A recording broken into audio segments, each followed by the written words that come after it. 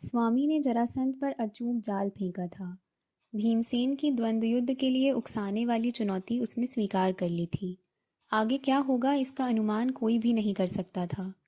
दोनों के भाल प्रदेश पर श्वेत बिंदु उभर आए थे। संभवतः वे दोनों मल्ल अब अतिथिशाला को ही अखाड़ा बनाने वाले थे। अपने आसपास के जग को वे भूल गए थे। जंघा और भुजाओं पर ताल ठोकते हुए वे एक दूसरे को अथक ललकारने लगे। कौन रोक सकता है उन्हें? मेरे स्वामी की परीक्षा का यही क्षण था। आज तक ऐसी कई कठिनाइयों का उन्होंने हंसते हंसते सामना किया था। झट से आगे बढ़कर दोनों के बीच सीधे पैर गड़ाकर द्वारकाधीश ने मुस्कुराते हुए उनसे कहा, तुम दोनों निपुण मल्ल योद्धा हो, द्वंद्व युद्ध का अभिप्राय जानते हो। द्वंद्व का अर्थ है योद्धा की संपूर्ण विजय अथवा मृत्यु। प्रतिदिन के अभ्यास की भांति वह नहीं खेला जा सकता। इसके लिए गिरिव्रज के राजभवन के आगे मल्लयुद्ध के लिए विधिवत अखाड़ा तैयार करना होगा। उसके चारों ओर मगध नर नारी दर्शकों के लिए बैठने का प्रबंध करना होगा। इस ऐतिहासिक द्वंद्व युद्ध का निष्पक्ष निर्णय करने के लिए अभिज्ञ पंचों को नियुक्त करना होगा। अतः कल प्रातः काल तक तुम दोनों को प्रतीक्षा करनी होगी। तुम्हारी इच्छा अनिच्छा का प्रश्न ही नहीं उठता है। ये तो द्वंद्व युद्ध के अनिवार्य नियम हैं। वह उद्दंड मगध सम्राट भी मेरे स्वामी की अकाट्य बातें सुनकर तनिक शांत हो गया। भीमसेन तो उनका अनुगामी ही था। दोनों ने यह निर्णय चुपचाप स्वीकार कर लिया। किसी से भी बिना कुछ कहे मुड़कर वे दोनों दो दिशाओं में चलने लगे। वायुपुत्र भीमसेन और मगध सम्राट जरासंध के निर्णायक द्वंद्व युद्ध का समाचार वायु गति से केवल गिरिव्रज में ही नहीं संपूर्ण मगध साम्राज्य में फैल गया। दूसरे दिन प्रातःकाल से ही मगधवासी नर नारियों की भीड़ गिरिव्रज के राजप्रासाद के आगे जमा होने लगी। बहुत सी भीड़ तो भीमसेन की कीर्ति सुनकर केवल उसको देखने के लिए ही जमा हुई थी। इस थर्रा देने वाले मल्लयुद्ध के प्रमुख पंच थे मगध के राजपुरोहित। उनके सहायक 4 उप पंच थे। दिन चढ़ने लगा। देखने वालों की श्वास गति को भी रोक दे ऐसे लोमहर्षक ऐतिहासिक मल्लयुद्ध का प्रत्यक्षदर्शी बनने के लिए मगधवासियों का जनसागर गिरिव्रज में राजभवन के आगे लहराने लगा। सम्मिश्र ध्वनियों का प्रचंड कोलाहल होने लगा। लगभग सभी उपस्थित नगरजन अब जान गए थे कि मथुरा में इसी प्रकार राजभवन के आगे समस्त मथुरा वासियों को साक्षी रखकर मगध सम्राट के जमाता कंस का वध करने वाले साक्षात श्री कृष्ण गिरिव्रज में उपस्थित हुए हैं। अखाड़े के समीप जिस आसन पर मेरे स्वामी अर्जुन के निकट बैठे थे, उस ओर अंगुली निर्देश करके कुछ नगरजन अन्यों को यादवराज श्री कृष्ण को दिखा रहे थे। जैसे मथुरावासी कंस के अन्याय से ऊब गए थे, वैसे ही मगधवासी जरासंध के निर्दयी निर्मम शासन से त्रस्त हो गए थे। अखाड़े के पास राजकक्ष में कंस पत्नी अस्ति और प्राप्ति देवी अपनी विशेष सेविकाओं के साथ बैठी थी। प्रभावशाली व्यक्तित्व वाला, पिता के अन्यायी शासन का निर्भयता से विरोध करने वाला युवा राजपुत्र सहदेव भी वहां बैठा था। उसके विरोध के कारण ही पिता के शासन में वह उपेक्षित रहा था। जरासंध की विराट सेना के दल प्रमुख वहां एकत्रित प्रचंड जनसमूह में खड़ग गदा मुसल जैसे शस्त्र लेकर सर्वत्र घूम रहे थे। बड़ी संख्या में होते हुए भी वे जनसागर के कोलाहल को दबा नहीं पा रहे थे। पर्वतों से घिरे उस राजनगर के लिए आज का दिन चिरस्मरणीय होने वाला था। मगध मंत्रिमंडल के सम्मुख पश्चिम दिशा की ओर मुंह करके जरासंध खड़ा था। वह लाल रंग का जांघिया कसकर बांधे हुआ था। उसकी पिंडलियां, जंघा, भुजा और पुष्ट वक्ष के मरोड़दार स्नायु तैल मर्दन करने से चमक रहे थे। सर्प की कुंडली की भांति डौलदार ढंग से हिल रहे थे। जरासंध ने कुछ बैठकें लगाकर शरीर को गरमाया। पानी में पड़ा मिट्टी का ढेला जैसे फूलता है, वैसे ही उसके शरीर के स्नायु फूलने लगे। सम्राट के अनावृत शरीर का दर्शन मगधवासियों ने कभी नहीं किया था, अतः उसका यह रूप सबके लिए दुर्लभ था। कुलदेवी का जयघोष करते हुए गुर्राता हुआ कुछ क्षण एक ही स्थान पर एक पांव पर नाचता रहा। क्रोध से सुलगती उसकी बड़ी बड़ी आंखें आग उगल रही थीं। उसका महाकाय आक्रामक कुलदेवी की जयकार करता उग्र रूप अत्यंत भयावह था। मेरे आगे थोड़े ऊंचे काष्ठ आसन पर द्वारकाधीश बैठे थे। उनकी बाईं ओर धनुर्धर धनंजय थे। दोनों अभी तक ब्राह्मण वेश में ही थे। उस सामान्य वेश में भी दोनों के अपार आत्मविश्वास से पूर्ण तेजह पुंज मुखमंडल लोगों का ध्यान आकर्षित कर रहे थे। मैं उन दोनों के पीछे खड़ा था। अब तक मैं मागध सारथी के वेश में ही था। द्वंद्व का निर्णय क्या होगा यह जानने के लिए अन्यों की भांति मैं भी अति उत्सुक था। केवल जांघिया कसे महाकाय जरासंध को देखकर भीमसेन की चिंता से मेरी उत्सुकता भय में बदल गई। मैंने अपनी सारथियों की कुलदेवी से मन ही मन प्रार्थना की, हे माता, भीमसेन की सहायक बने, उसकी रक्षा करें। भीमसेन सदैव हमारे समक्ष रहें, इस प्रकार हम अखाड़े की पश्चिमी ओर बैठे थे। हम पूर्वाभिमुख थे। हमने अपने मल्लयोद्धा भीमसेन को भी ऐसे कभी नहीं देखा था। पके नींबू की भांति उसका पीत गौर वर्ण तेल मर्दन करने से ऐसा चमक रहा था कि उस पर आंख न टिक पाए। भीमसेन की पिंडलियां, जंघा, भुजा और वक्ष के घुमावदार स्नायु उसके केवल खखाड़ने से ही आकुंचित होकर पुनः अलग हो रहे थे। उसने भी अपना लौह शरीर गरमाने के लिए कुछ बैठकें लगाईं। फिर रस्सी पर से बड़ी सरलता से छलांग लगाकर महाकाय भीमसेन अखाड़े में उतरा। लोगों की अविरत तालियों से अखाड़ा गूंज उठा। दोनों हाथ ऊपर उठाकर कूदते हुए अखाड़े के चारों ओर चक्कर काटते हुए वह मागधवासियों को नम्र अभिवादन करने लगा। उसकी नम्रता पर मगधवासियों ने तालियों की झड़ी लगा दी। संपूर्ण अखाड़े का चक्कर काटकर भीमसेन पुनः अपने स्थान पर खड़ा हो गया। जरासंध भी अकड़ दिखाता हुआ दोनों हाथ ऊपर उठाए अखाड़े का चक्कर लगाकर अपने स्थान पर खड़ा हो गया। भीमसेन ने जय माता कुंती जय भवानी का गगनभेदी घोष किया और तनिक झुककर जरासंध को ललकारते हुए अपनी लौहभुजा पर जोरदार ताल ठोका। उस कड़कती ध्वनि से दर्शकों के शरीर के रोंगटे खड़े हो गए। जरासंध ने अपनी कुलदेवी का जय घोष किया। एक पांव पर कूदते हुए भुजदंड ठोककर उसने भी भीमसेन को चुनौती दी। वह कार्तिक शुद्ध प्रतिपदा का दिन था। गिरिव्रज पर फैला घना कोहरा पूर्णतः छंट गया था। मेरे मन में रह रहकर एक ही प्रश्न उठ रहा था कि भीमसेन का आवाहन स्वीकार करने के पीछे जरासंध की कौन सी राजनीतिक चाल होगी।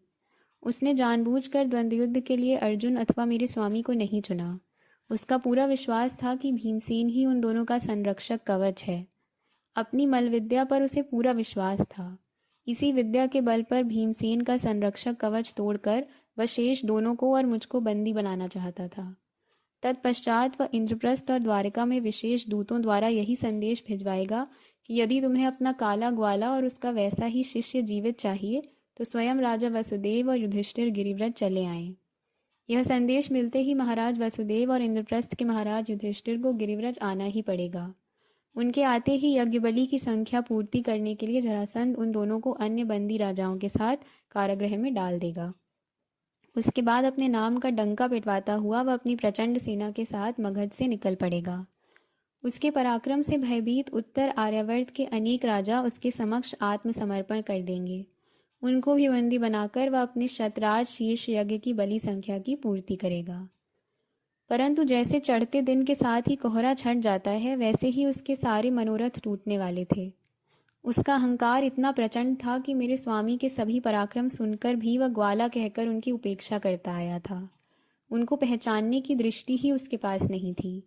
मगध आने के पश्चात स्वामी ने जरासंध के निरंकुश अहंकार को हवा दे देकर उसे उकसाया था और प्रत्यक्ष भिड़ंत का समय आते ही कुशलता से भीमसेन को आगे कर दिया था। दिन अब माथे पर चढ़ आया।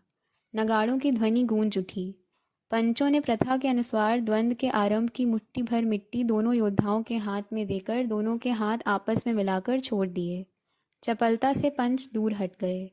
दोनों ने भुजाओं और जंघाओं पर जोरदार ताल ठोके। दोनों योद्धाओं के मस्तक आपस में भिड़ गए। प्रतिद्वंदी के सामर्थ्य को जांचने के लिए दोनों ने एक दूसरे की पुष्ट गर्दन पर प्रबल प्रहार किए। स्वेद की कुछ बूंदें इधर उधर पड़ीं। एक दृढ़ता के साथ दहला देने वाले लोमहर्षक द्वंद्व युद्ध का प्रारंभ हुआ। दर्शकों का कोलाहल सहसा शांत हो गया। सबकी सांसें जैसे रुक गई हों। आंखों में प्राण भरकर अनगिनत जीव उस घनघोर द्वंद्व युद्ध के साक्षी हो गए। अब दहाड़ते वनराज सिंह की भांति दोनों निपुण मल्ल योद्धाओं की रोमांचक मुठभेड़ आरंभ हो गई। बीच बीच में ताल ठोंककर एक दूसरे की पुष्ट ग्रीवा को हाथों का घेरा डालकर झटके देते हुए वे लड़ने लगे। कुछ ही समय में अभिषेक जल की धाराओं से नहाते शिव पिंडी की भांति दोनों योद्धा श्वेत धाराओं से भीग गए। उनके दांव पेंचों का निरीक्षण करने वाले पंच बीच बीच में स्थान स्थान पर रखे कुंभों में से यज्ञकुंड की राख लेकर दोनों के श्वेत से भीगे शरीर पर डालने लगे। इसके कारण दोनों के शरीर का गौर वर्ण एकदम मटमैला हो गया। दोनों भयावह दिखने लगे। अभ्याकर्ष और अकड़ी लगाने जैसे प्रारंभिक दांव पेचों में ही पहला दिन बीत गया। सांझ होने को आई। विविध पंछियों के चहचहाते झुंड नीड़ों को लौटने लगे। थाल जैसा गोलाकार रक्तवर्ण सूर्य बिंब गिरिव्रज के पश्चिमी पर्वत शिखर पर आ गया। प्रमुख पंचों ने आकाश की ओर सिर उठाकर एक बड़ा सा शंख फूंका। वह दिन की समाप्ति का संकेत था। 2-3 बार शंखनाद सुनने के बाद ही दोनों वीर आपे में आए और एक दूसरे से अलग हुए। श्रांत, स्वेद से भीगे, राख से सने, बिखरे केशों से दोनों वीर पहचाने ना जाएं, ऐसे भयंकर दिख रहे थे। दूसरे दिन प्रातःकाल होते ही नगाड़े, रणसिंघा, भेरी, दुंदुबियों की सम्मिश्र गड़गड़ाहट में मल्लयुद्ध पुनः आरंभ हुआ। मगध राज्य में पहले दिन के द्वंद्व का समाचार फैलने से आज दर्शकों की संख्या बढ़ गई थी। उनका प्रचंड कोलाहल दोनों वीरों के मस्तक आपस में भिड़ते ही शांत हो गया। अब तक दोनों को अपने अपने प्रतिद्वंदी के बल का भलीभांति अनुमान हो चुका था।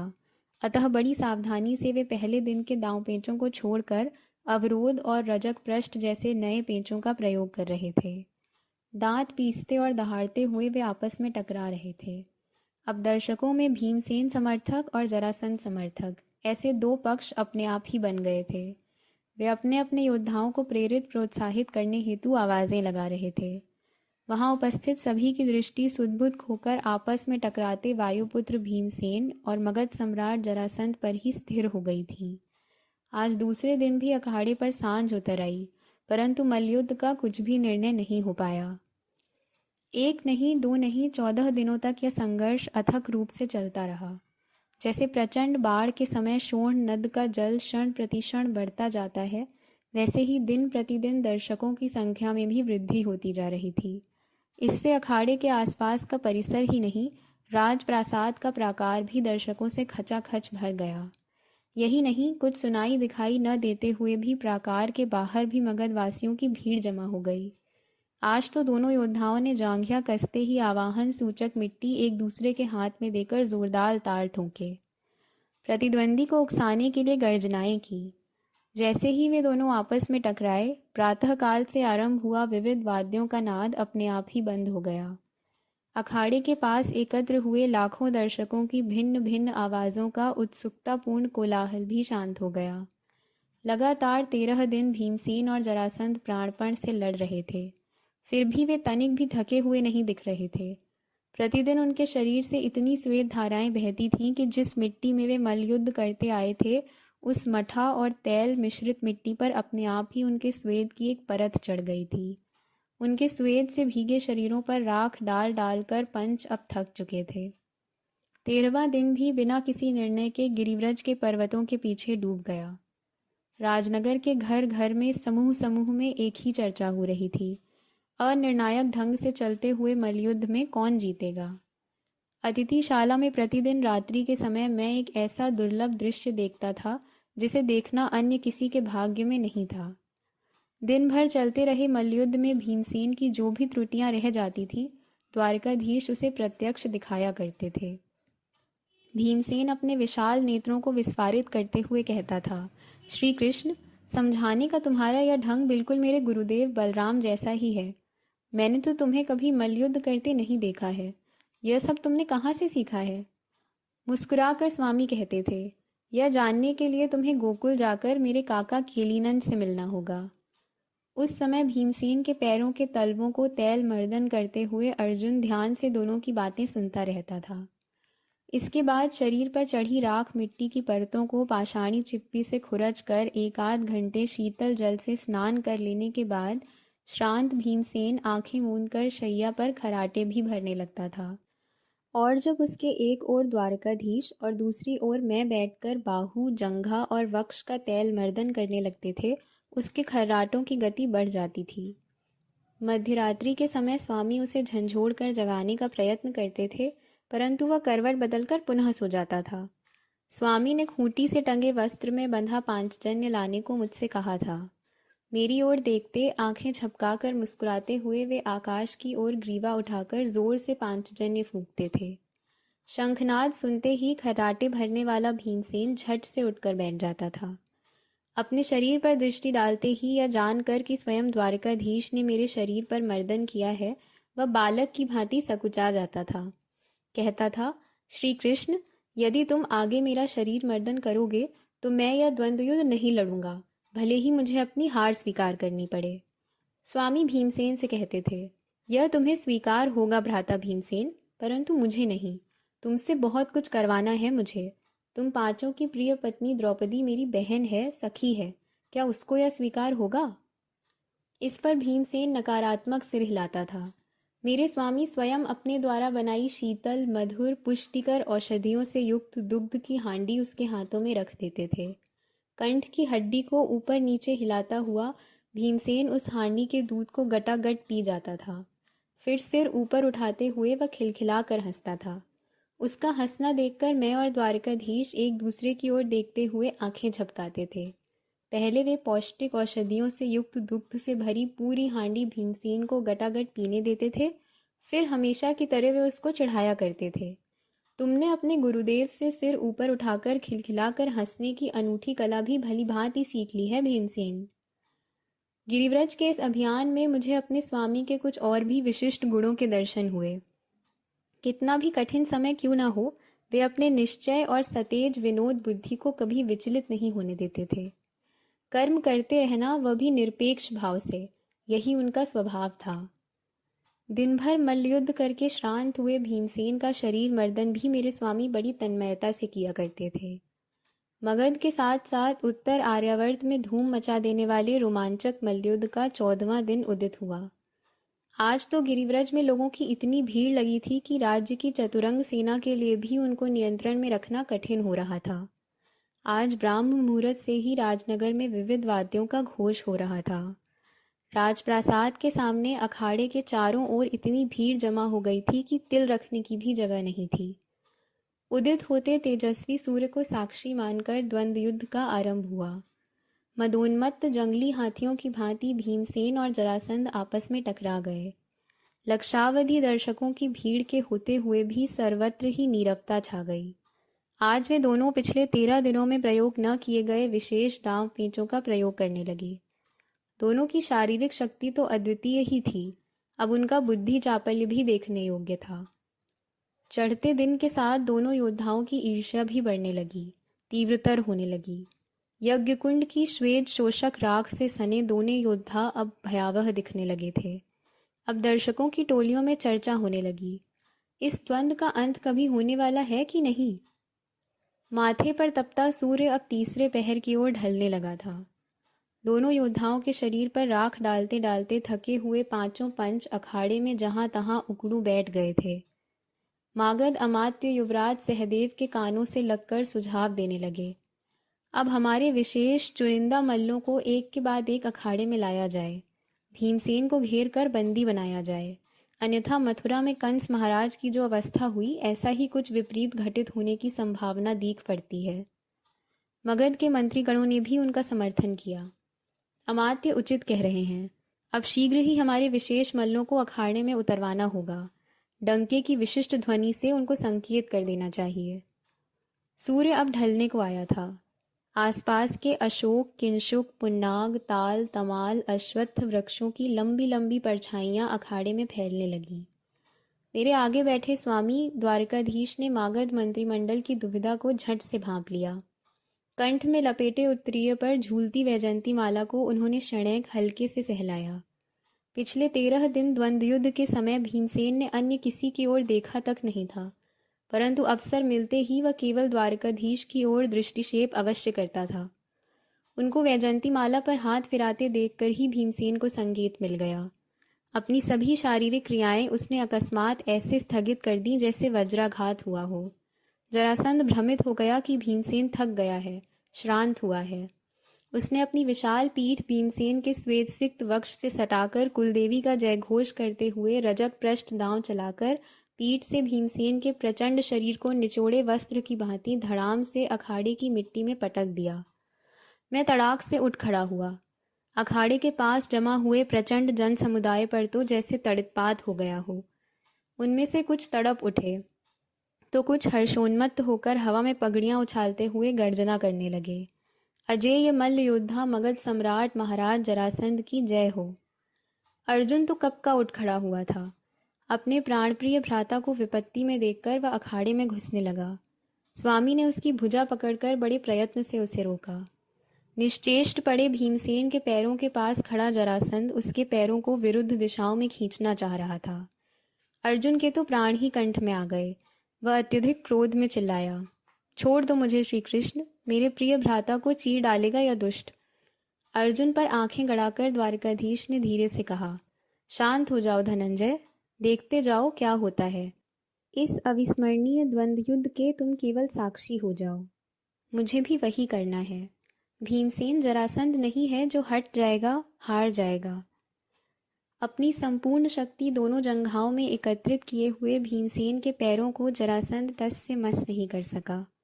संभ्रमित जरासंध कपाल का स्वेद पोंछने के लिए क्षण भर रुका और किंचित असावधान हो गया। ठीक इसी क्षण भीमसेन ने मछली जैसी चपलता प्रदर्शित की। उसने जरासंध को दोनों पांवों की कैंची में जकड़कर ऐसा झटका दिया कि खड़ा जरासंध औंधे मुंह अखाड़े की मिट्टी में धड़ाम से गिर पड़ा। इसी क्षण की प्रतीक्षा करने वाले द्वारकाधीश ने कटी के वस्त्र में बंधा पांचजन्य निकाला और आकाश की ओर गर्दन उठाते हुए उसे पूरे प्राणबल से फूंका। लाखों दर्शक व शंखनाद सुनकर सुधबुध भूलते हुए थर्रा उठे। शंखनाद का संकेत पाकर भीमसेन ने औंधे पड़े जरासंध के कंठ में अपने निर्णायक बाहुकंटक के पाश डाल दिए। अपनी लौह भुजाओं की शक्ति को क्षण प्रतिक्षण चढ़ते क्रम से बाहुकंटक में समेटते हुए आंखें मूंद कर भीमसेन अपना पाश अधिकाधिक कसने लगा। महाकाय जरासंध की आंखों के गोलक गर गर फिरने लगे। वह बिना कुछ बोले अखाड़े की मिट्टी में एड़ियां रगड़ने लगा। इधर स्वामी का पांचजन्य पुनः पुनः गूंजता ही रहा। वहां एकत्र हुए लाखों दर्शकों को पता भी नहीं चला कि अजेय मगध सम्राट कब गतप्राण हो गया। जरासंध के निष्प्राण कंठ पर कसे बाहुकंटक पाश को खोलकर जैसे ही भीमसेन विद्युत लता की भांति झटके के साथ खड़ा हो गया, वैसे ही अखाड़े के चारों ओर से प्रचंड जयघोष उठे। अजेय पांडुपुत्र मल्ल योद्धा भीमसेन की जय हो। अखाड़े में भीमसेन एक ही पांव पर थप थप नाचता हुआ गरज रहा था। गुरुदेव बलराम जयतु, माता कुंती भवानी जय हो, देवी इडा की जय हो। हम तीनों खींचे से भीमसेन की ओर दौड़ने लगे। गिरिव्रज के पर्वत शिखरों में सूर्यदेव अस्त हो गए। वह दिन था कार्तिक शुद्ध चतुर्दशी। जरासंध का अंत होते ही मेरे स्वामी के मुखमंडल पर एक अपूर्व आभा बिखर गई। अब स्वामी का निर्णय क्या होगा, सबकी दृष्टि इसी ओर थी, मेरी भी। उनकी प्रत्येक कृति केवल उन्हीं को सूझती थी। जरासंध उनके मामा कंस के श्वशुर थे, अतः राज प्रथा का पालन करना आवश्यक था। विधिवत उसका उत्तराधिकारी घोषित किए बिना उसके शव का दाह संस्कार करना संभव नहीं था। इसीलिए स्वामी ने भयभीत जरासंध पुत्र सहदेव को धैर्य बंधाकर उसी के अमात्य द्वारा आमंत्रित कराते हुए अखाड़े में ही उसको मागधों का उत्तराधिकारी घोषित किया। उसको हितोपदेश देते हुए स्वामी ने कहा, सहदेव, मगध जनपद से हमारी तनिक भी शत्रुता नहीं है। शत्रुता तो है और रहेगी, किंतु वह किसी की भी अन्यायी और अत्याचारी प्रवृत्ति से। तुम्हें गिरिव्रज का सिंहासन स्वीकार करते हुए सम्राट पत्नी, अपनी माता और बहनों अस्ति देवी और प्राप्ति देवी का भी प्रजा के साथ साथ पालन करना है। शीघ्र ही मेरे फुफेरे भ्राता इंद्रप्रस्थ के पांडव राजसूय यज्ञ का आयोजन करेंगे। इसके लिए तुम्हें सेवक, उपयोगी पशु, संपत्ति और धन धान का ऐसा उपहार हमारे साथ ही भेजना है जो मगध साम्राज्य की गरिमा के अनुकूल हो। तुम्हें उस यज्ञ में आत्मीयता से उपस्थित भी रहना है। पांडवों के साथ तुम्हारे रक्त संबंध स्थापित हों, यह भी संभव है, और भविष्य में तुम्हारे चतुरंग शक्ति सामर्थ्य के साथ पांडवों की सहायता के लिए तत्पर रहने का अवसर भी आ सकता है।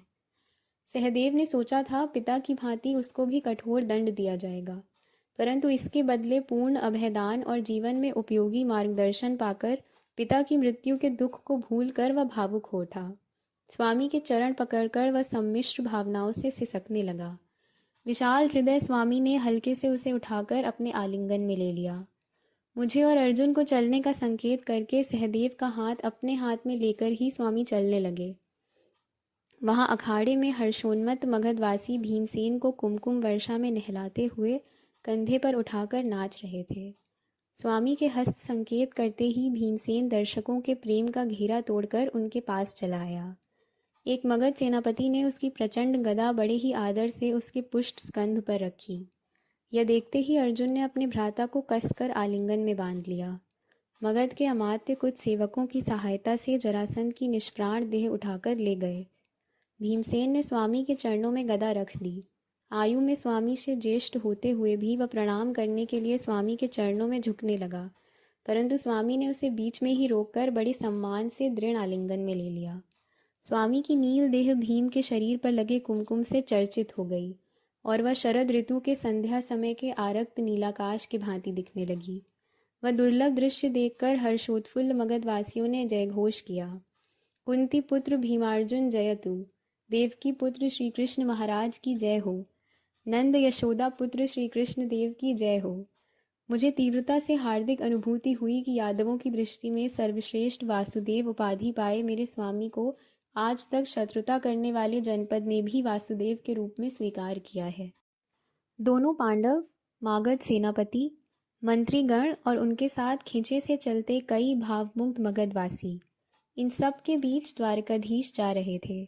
मैं भी गर्वोन्नत उनके साथ चला, आर्यावर्त में पहली ही बार घटित होने वाली एक ऐतिहासिक घटना का साक्षी बनकर।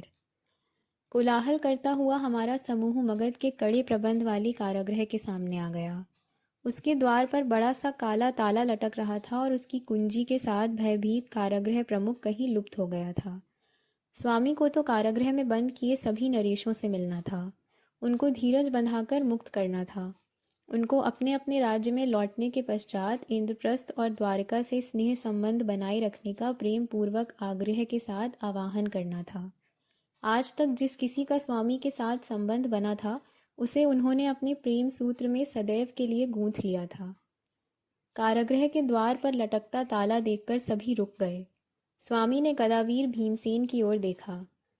उनका आशय भांप कर भीमसेन ने आगे आकर वासुदेव द्वारकाधीश की जय का घोष करके अपनी स्कंध पर रखी प्रचंड गदा का प्रबल प्रहार उस ताले पर किया। वर्षों से कारागृह की श्रृंखलाओं में जकड़े अनेक नरेश मुक्त हो गए। वे बंधन मुक्त हो गए हैं, इस पर उन्हें विश्वास ही नहीं हो रहा था। बंदियों का वेश पहने हुए समस्त राजागण द्रुत गति से चले आते मुक्तिदाता की ओर देखते ही रहे। वे सभी कारागृह के चौक में एकत्र हुए। उनमें से कईयों ने डबडबाई कृतज्ञ आंखों से मेरी स्वामी के विमल चरणों को स्पर्श करके उनकी चरण धूलि माथे से लगाई। कुछ वृद्ध ज्येष्ठ राजा भी उनके चरण स्पर्श के लिए झुक ही रहे थे, परंतु स्वामी ने उनको झुकने से पहले ही उठाकर आदरपूर्व आलिंगन में ले लिया। उनमें से कुछ वृद्ध राजा अत्यंत आग्रह से स्वामी से प्रार्थना करने लगे, हे द्वारकाधीश वासुदेव, हमने आपकी सूर्यमंडल को भेदने वाली कीर्ति सुनी थी। आज आपके प्रत्यक्ष दर्शन हुए, हमारी आंखें धन्य हो गईं। अब हमारे कानों को भी कृतार्थ करने की कृपा करें। स्वामी के हाथ उठाकर संकेत करते ही सभी नरेश आज पहली बार एक पाषाणी वेदिका के सामने धरती पर ही आसन जमाकर बैठ गए। हम सब उनके आसपास घेरा डालकर खड़े हो गए। मेरे स्वामी धीमे पग उठाते हुए पाषाणी वेदिका पर चढ़ गए। उनकी प्रेम सागर दृष्टि क्षण भर सभी की ओर फिरी। उनका मुख क्षण में ही अत्यंत तेजःपुंज दिखने लगा।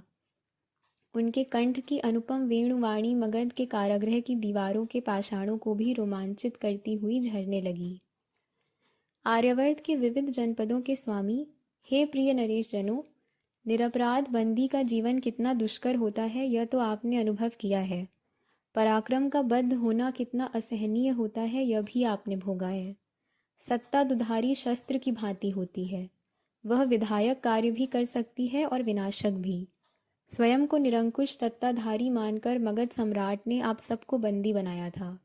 100 राजाओं की संख्या पूर्ण होते ही वह शतशीर्ष मेध यज्ञ करके उसकी वेदी पर आप सबकी निर्घृण बलि चढ़ाने वाला था। आर्य द्वारकाधीश के केवल उन उद्गारों से ही वहां एकत्रित नरेशों में एक बेचैन सी खलबली मच गई।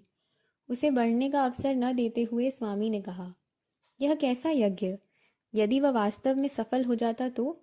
मैं जानता हूँ आप में से कोई भी मृत्यु से भयभीत नहीं है, परंतु आपके पश्चात, आपके बिना आपके प्रजाजनों का क्या होता? जहाँ जहाँ जीवन अड़ जाता है वहाँ वहाँ सहायता के लिए दौड़ पड़ना मेरा कर्तव्य है। यही मेरा जीवन कर्म है। आज से आप सब मुक्त हैं। इस पराक्रम का संपूर्ण श्रेय हमारे मल्लवीर भीमसेन को जाता है। किसी भी समस्या को परिपूर्ण रूप से सुलझाना ही तो मेरे स्वामी की विशेषता थी। निकट खड़े सहदेव की ओर देखकर स्वामी ने कहा, मगधाधिप महाराज सहदेव, आप सबको धन्य धान्य और शस्त्रों से सुसज्जित एक एक रथ और सारथी देंगे। भीमसेन के इंद्रप्रस्थ राज्य के लिए तो आप उचित उपहार भेज ही देंगे। आपकी स्वतंत्रता के निमित्त इंद्रप्रस्थ से जुड़े स्नेह को आप सदा स्मरण रखें और अवसर आने पर पांडवों की सहायता के लिए तत्पर रहें। मैं आपके भविष्यकालीन सुफल जीवन यापन हेतु अपने द्वारका राज्य की ओर से शुभेच्छाएं देता हूँ। ओम शिवम भवतु। हम सबकी इच्छा थी कि वे उसी तरह बोलते ही रहें, तभी वे रुके। मैं, दोनों पांडव और अन्य सभी स्वामी के अमृतमय बोल सुनते सुनते कब धरती पर बैठ गए थे या पता ही नहीं चला। दूसरे ही दिन मगधराज सहदेव के साथ मगध की सीमा पर जाकर स्वामी ने भिन्न भिन्न दिशाओं में जाने वाले रथारूढ़ राजाओं को सम्मानपूर्वक विदा किया। सभी 86 नरेश अपने अपने मार्ग पर चल पड़े हैं, इसका विश्वास होते ही स्वामी गिरिव्रज को लौटे। अब तक जरासंध पुत्र सहदेव हमारे स्वामी के एक एक निर्णय से और पग पग पर सुने अलौकिक शब्दों से अभिभूत हो गया था। जिस प्रकार स्वामी ने बंदी राजाओं की समस्या को सुलझाया, उससे तो वह अत्यधिक प्रभावित हुआ था। उसने गिरिव्रज में डंका पिटवाकर द्वारका और इंद्रप्रस्थ राज्यों से अपना दीर्घजीवी स्नेह घोषित किया था और इस तरह यादवों और मागधों में वर्षों से चले आए अखंडित घोर वैमनस्य का अंत कर डाला था। 3 दिन बाद मुझे और दोनों पांडवों को साथ लेकर स्वामी ने मगध के राजप्रासाद में प्रवेश किया। हमारे साथ सहदेव महाराज भी थे। उन्होंने रनिवास में राजमाता जरासंध पत्नी और राजकन्या कंस पत्नी अस्ति देवी और प्राप्ति देवी को अग्रदूत भेजकर संदेश दिया था कि स्वयं द्वारकाधीश आपसे मिलने आ रहे हैं। संदेश सुनकर वे राजस्त्रियां पहले तो तिरस्कार से क्रोधित हुईं और फिर इस संभ्रम में पड़ गईं कि भेंट में कैसा व्यवहार किया जाए। सहदेव महाराज के साथ प्रत्यक्ष द्वारकाधीश को देखते ही वे चकित रह गईं। आर्य ने प्रथम उन तीनों के समक्ष माथा झुकाकर नम्र अभिवादन किया।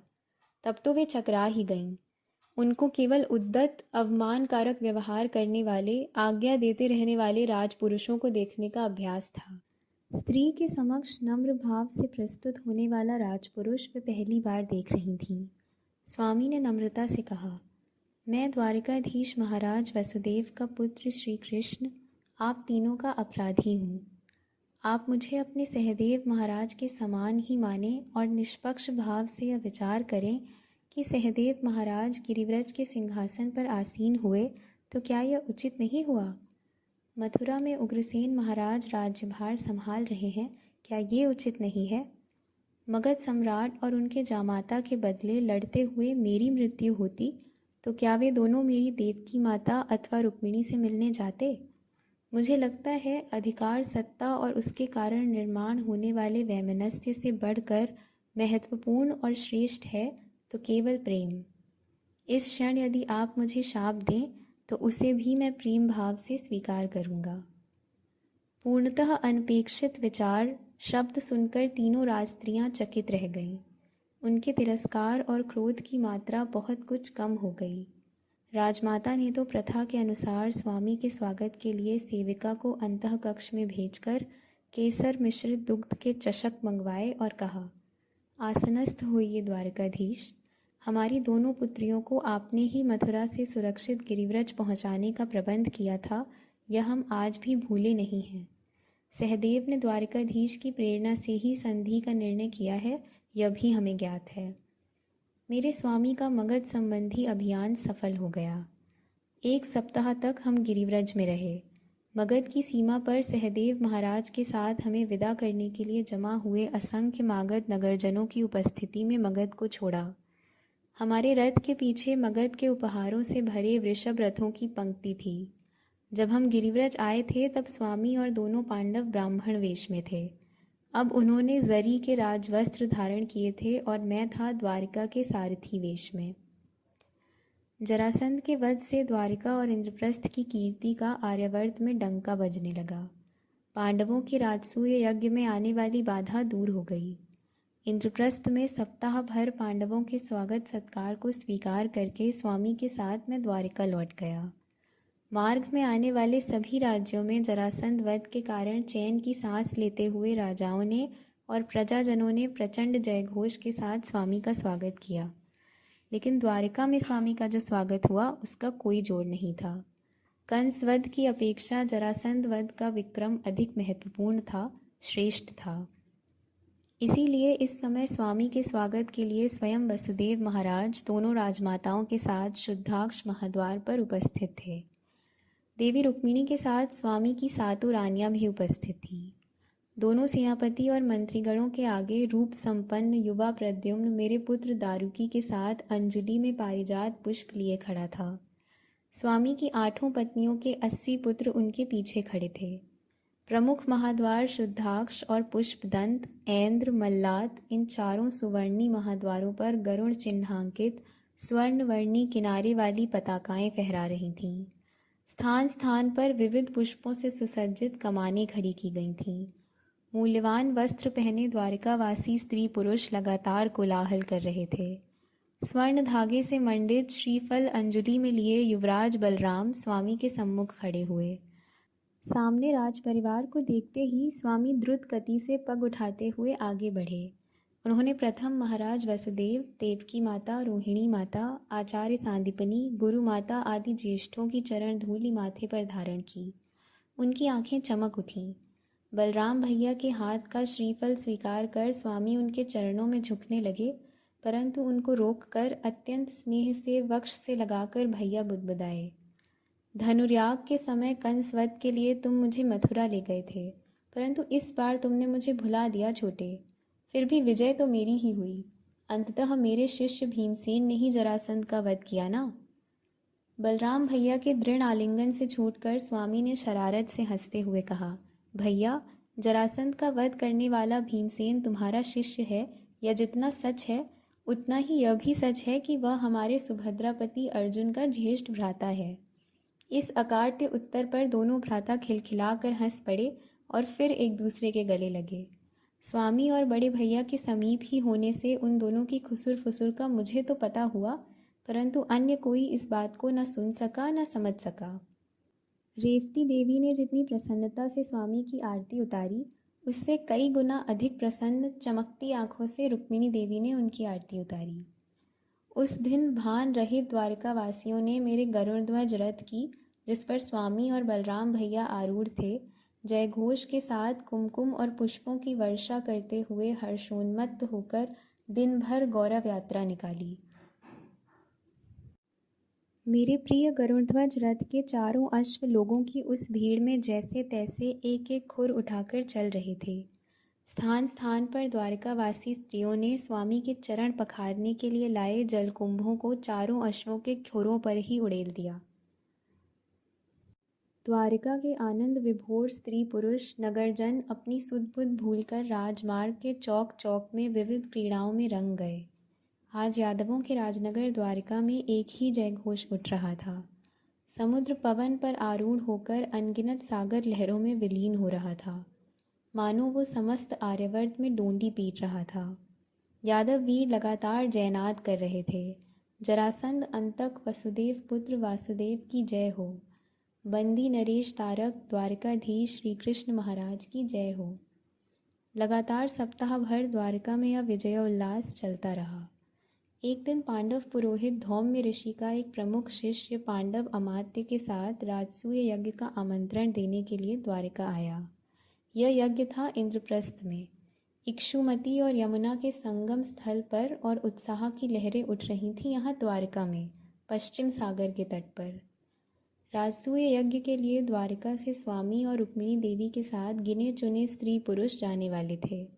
इनमें बलराम भैया थे रेवती देवी के साथ, उद्धव महाराज, अमात्य विप्रथु,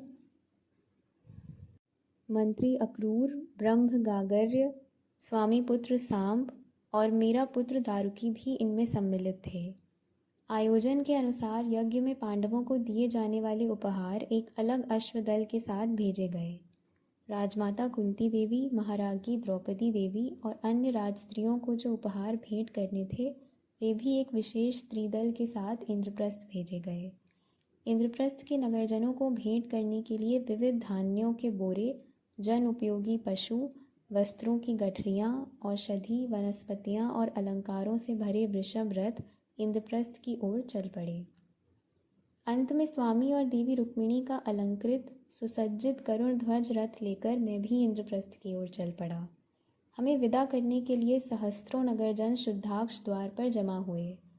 इस समय हमने यात्रा के लिए मध्य देश का मार्ग चुना। हमारा पहला पड़ाव आनर्त में पड़ा, दूसरा भृगुकच्छ में।